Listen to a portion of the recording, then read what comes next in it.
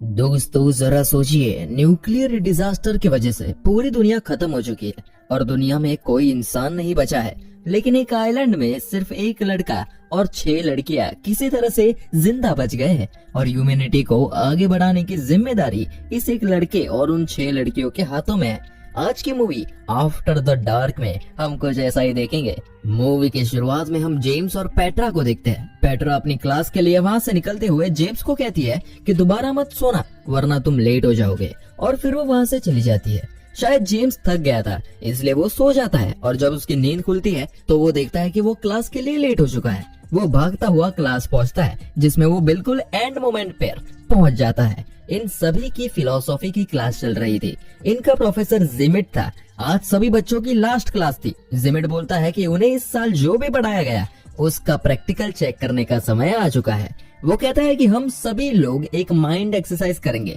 जिससे ये पता चलेगा कि आप लोगों ने जो पढ़ा है उसमें क्या सीखा है। स्टूडेंट्स अलग अलग सिचुएशन सजेस्ट करते हैं, जैसे समझ लो एक रेल की पटरी पर 5 लोग बंधे हुए हो और दूसरी पटरी पर एक आदमी बंधा हुआ हो, तो बेहतर है कि ट्रेन को एक आदमी की तरफ बढ़ा दिया जाए क्योंकि 5 लोगों के मरने से बेहतर है कि एक ही मरे। दूसरा कहता है कि सिचुएशन ऐसी भी हो सकती है कि ट्रेन की पटरी के सामने एक बहुत मोटा आदमी खड़ा हो जिसे धक्का देकर उसे ट्रैक पर गिरा दे तो उस ट्रेन अपनी पटरी से ही उतर जाएगी जिससे 5 लोग बच जाएंगे। एक लड़की सिचुएशन सजेस्ट करती है जिसमें वो एक बिल्डिंग से गिरने वाली है और खुद को बचाने के लिए उसने अपने 3 दोस्तों को कांटेक्ट किया।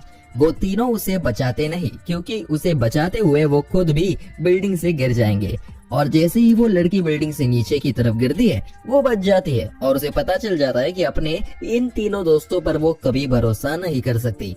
इसी तरह की कुछ सिचुएशंस बाकी स्टूडेंट सजेस्ट करते हैं, लेकिन जिमिट कुछ अलग ही सिचुएशन को डिस्कस करना चाहता है। वो कहता है कि अर्थ पर एपोकैलिप्स आया है जिसमें हर जगह न्यूक्लियर बॉम्ब्स गिराए जा रहे हैं। बचने के लिए सिर्फ एक बंकर है जिसमें 1 साल तक टाइम स्पेंड करना होगा। मोटिव सिर्फ जिंदा बचने नहीं बल्कि ह्यूमन रेस को यही बचे हुए लोग 1 साल के बाद आगे बढ़ाएंगे, लेकिन उस बंकर की कैपेसिटी सिर्फ 10 लोगों की है और प्रॉब्लम यह है कि ये लोग 21 है।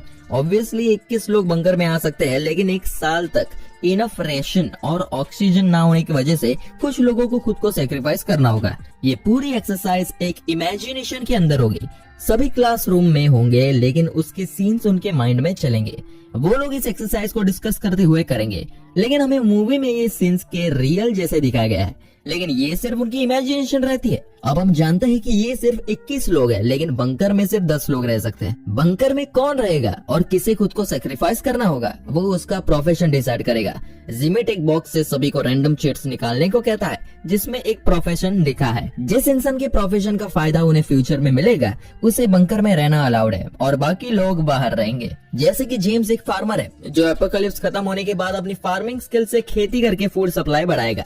पेट्रा एक स्ट्रक्चरल इंजीनियर है तो वो भी फ्यूचर में काफी कम आएगी, इसलिए उसको जिंदा रहना जरूरी है।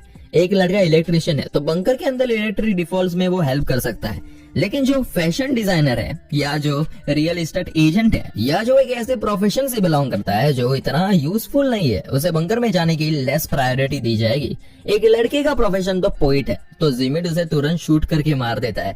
जिमिट कहता है कि ये हमारे साथ बंकर में जाएगा नहीं, इसलिए ये बाहर न्यूक्लियर रेडिएशन से तड़प तड़प कर वैसे भी मर ही जाएगा, इसलिए बेटर है कि उसे अभी मुक्त कर दिया जाए। फ्रेंड्स, आपको फिर से बता दूं कि ये सब रियल में नहीं हो रहा है बल्कि ये सिर्फ एक क्लासरूम डिस्कशन है जिसके सीन्स हमें दिखाए जा रहे हैं। अब सभी लोग वोट करते हैं कि कौन उनके प्रोफेशन के बेस पर जाने के लिए एलिजिबल है और कौन नहीं।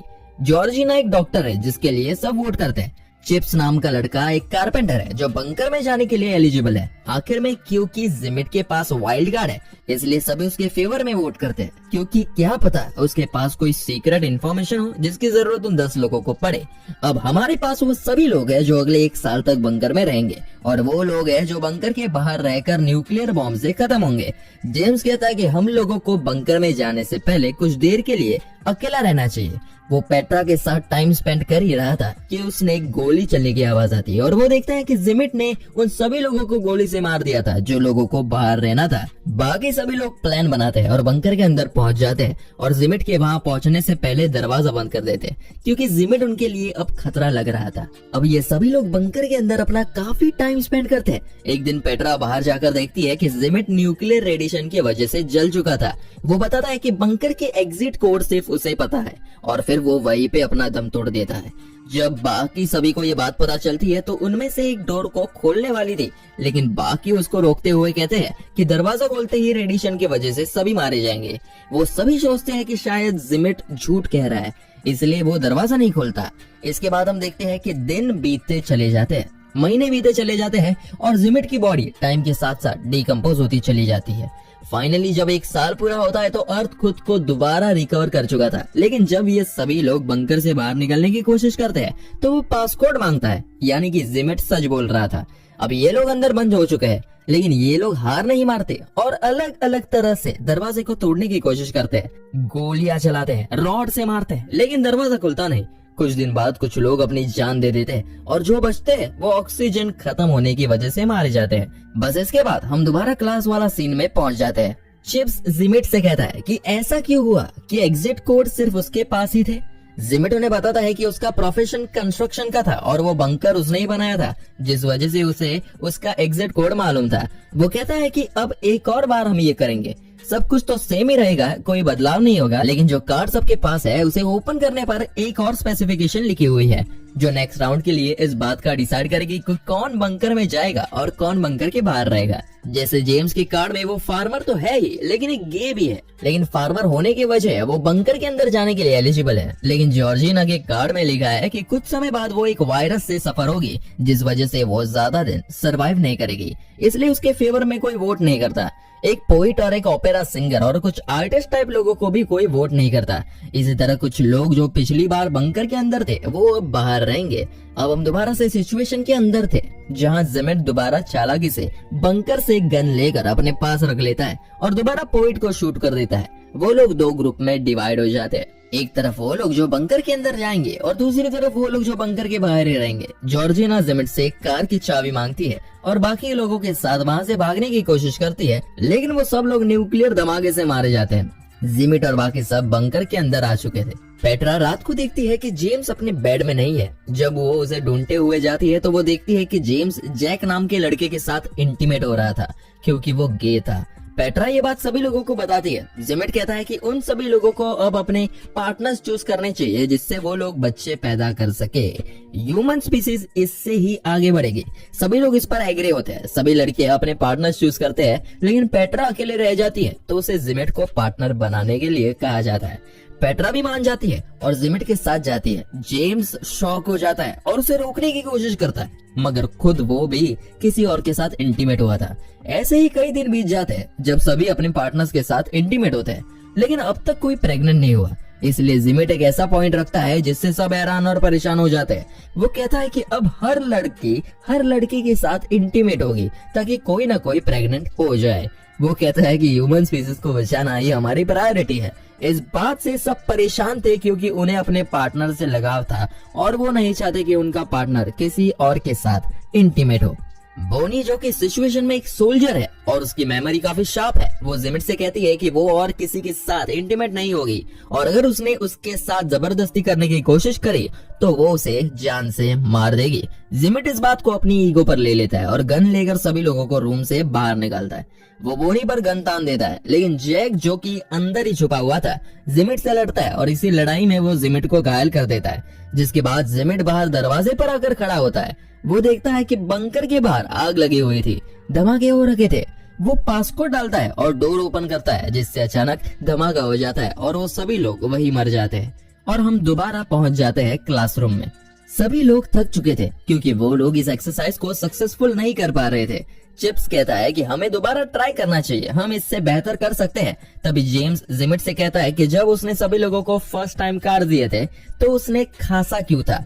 जेम्स को कुछ गड़बड़ लगता है, इसलिए वो कार्ड्स वाले बॉक्स को चेक करता है तो उसे पता चलता है कि जिमिट ने उसके साथ चालाकी की और जानबूझकर उसे चालाकी से फार्मर और गे का कार्ड पकड़वाया। जिमिट जेम्स को पसंद नहीं करता और ये साबित करना चाहता था कि वो बेवकूफ है जिसमें बिल्कुल भी समझ नहीं है। जेम्स सभी को जिमिट की सच्चाई बताता है और कहता है कि जिमिट ने चीटिंग की है, इसलिए वो एक और राउंड करना चाहता है, लेकिन बाकी स्टूडेंट्स मना करते हैं। पेट्रा सबसे इंटेलिजेंट स्टूडेंट है क्लास की। वो कहती है कि इस बार वो इंचार्ज बनना चाहती है और डिसाइड करना चाहती है कि कौन बंकर के अंदर रहेगा और कौन बाहर। सभी स्टूडेंट्स उस पर भरोसा करते हैं, इसलिए उसकी बात मानते हैं। हम दोबारा से सिचुएशन के अंदर जाते हैं जहाँ सब लोग इस बार एक आइलैंड पर थे जहाँ भी न्यूक्लियर हमला होने वाला था। जिमिट दोबारा से गन्स को छुपा लेता है। हम देखते हैं कि पेट्रा जिमिट के पास जाती है और उसे हक करती है। इस बार पेट्रा पोइट को, ओपेरा सिंगर को, कार्ड खेलने वाले लड़के को, सभी उन लोगों को बंकर के अंदर भेजती है जिनके पास कोई टेक्निकल स्किल्स नहीं है।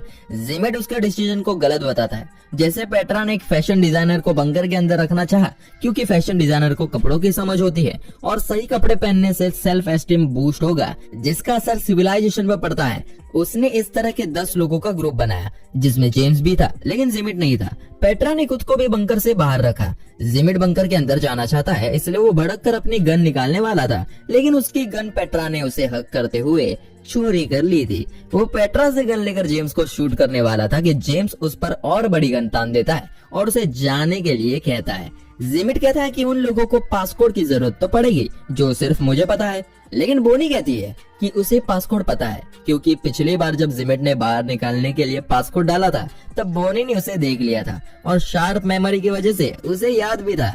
ये सुनकर जिमिट वहाँ से चला जाता है। इसके बाद जेम्स पेट्रा को बंकर के अंदर आने कहता है, लेकिन पेट्रा नहीं मानती और कहती है कि यहाँ से थोड़ी दूर एक आइलैंड है, हम लोग बोट से वहाँ चले जाएंगे। लेकिन चिप्स पेट्रा को बोट की चाबी देने के बहाने अपने पास बुलाता है और उसे बंकर के अंदर भेजकर खुद को बाहर सेक्रीफाइस करता है। इधर ये सभी लोग बोट से निकल पड़ते हैं। पेट्रा और बाकी सब लोग इस बार अंदर काफी बढ़िया टाइम स्पेंड करते हैं क्योंकि इस बार वहाँ सब लोग आर्टिस्ट थे। वो लोग प्लेस पढ़ते हैं, पोइट अपनी पोइट्री सुनाता है, वो सब लोग काफी खुश थे और इसी तरह दिन बीत जाते हैं और 1 साल पूरा हो चुका था। लेकिन जब वो बाहर आते हैं तो देखते हैं कि सब कुछ वैसा ही था। बॉम्ब उनके आइलैंड पर गिरा ही नहीं। जिमिट कहता है कि वो सभी लोग इसके बाद भी जल्दी मारे जाएंगे क्योंकि उन लोगों के पास कोई ऐसे टेक्निकल स्किल्स है ही नहीं जिससे वो वहां से निकलने के लिए कुछ बना पाए और ना ही वो इस आइलैंड पर ज्यादा दिन सर्वाइव कर पाएंगे। लेकिन पेट्रा इससे अलग सोचती है। वो कहते हैं कि मैंने लॉजिक से नहीं बल्कि अपने दिल से फैसला लिया था, ये सोचकर कि हम जितना समय जिंदा रहे उतना टाइम खुशी से तो रहे, हम लोग मौत को भी खुशी खुशी एक्सेप्ट कर लेंगे। सिचुएशन के अंदर हम देखते हैं कि उनके पास एक बॉम्ब गिरता है। जेम्स मौत को एक्सेप्ट करके उसका बटन दबाने ही वाला था कि गन लेकर जिमिट वहां पहुंचता है जिसके बाल काफी बढ़ चुके थे और जो अभी तक जिंदा था उसकी सिर्फ एक गोली बची थी जिससे वो जेम्स को मारने वाला था कि सभी लोग जेम्स को बचाने के लिए उसके आगे आ जाते हैं और बॉम्ब का बटन दबा देते हैं जिससे वहां धमाका हो जाता है। इधर चिप्स अपने साइड की सिचुएशन बताता हुआ कहता है कि वो लोग बोट से दूसरे आइलैंड में पहुंच चुके थे जिसके बाद बचे हुए लड़कों के किसी न किसी तरह मौत हो गई और वो अकेला 6 लड़कियों के साथ बचा था। उसके पास उन सबके साथ एक एक दिन इंटीमेट होने की अपॉर्चुनिटी थी और वो एक एक करके रोज लड़कियों के साथ इंटीमेट होता था और 7वें दिन आराम करता था।